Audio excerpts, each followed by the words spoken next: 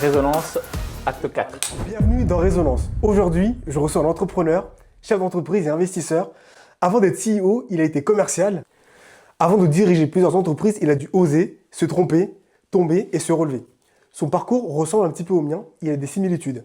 Parce qu'il a connu l'échec, parce qu'il a fait des erreurs et surtout parce qu'il a appris de chacune d'elles. Ces épreuves ne l'ont pas freiné, elles l'ont construit. Aujourd'hui, il est CEO, il gère plusieurs entreprises avec plusieurs salariés, mais il faut le dire clairement, il vient de loin. Rien ne lui a été donné, pas de raccourci, pas de privilège, seulement du travail, de la discipline et une volonté de s'en sortir.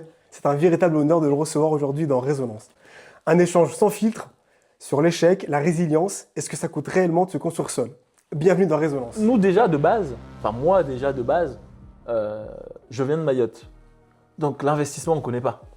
On ne sait pas ce que c'est. Moi j'ai tout appris ici et j'ai appris dans le tas.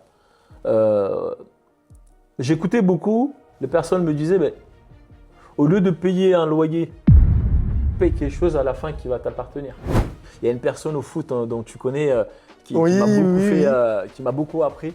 Et, tu peux le citer d'ailleurs. Tidiane, que tout le monde connaît, le coach Tidiane qui m'a suivi tout au long parce que c'est l'un des premiers à m'avoir vu pleurer avec le froid.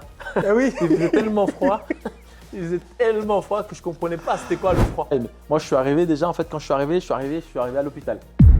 Voilà, j'étais malade, hôpital. Donc, mais comment ça, c'est que pendant le trajet malade. En fait non, j'étais malade. Ah c'est pour ça que tu es arrivé ici. Voilà. D'accord, ok. De base. À cause de la maladie, d'accord. Voilà, de base j'étais un peu malade, donc pour me soigner, il fallait que je vienne ici pendant 2-3 mois pour me faire soigner. Donc je suis arrivé, j'ai dû passer peut-être, quelques semaines, quelques mois à l'hôpital.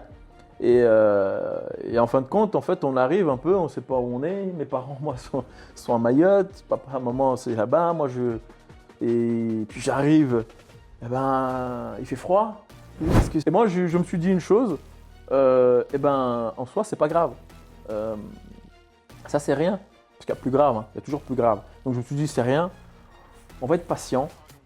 Notre tour reviendra. Un jour, je saurai parler français.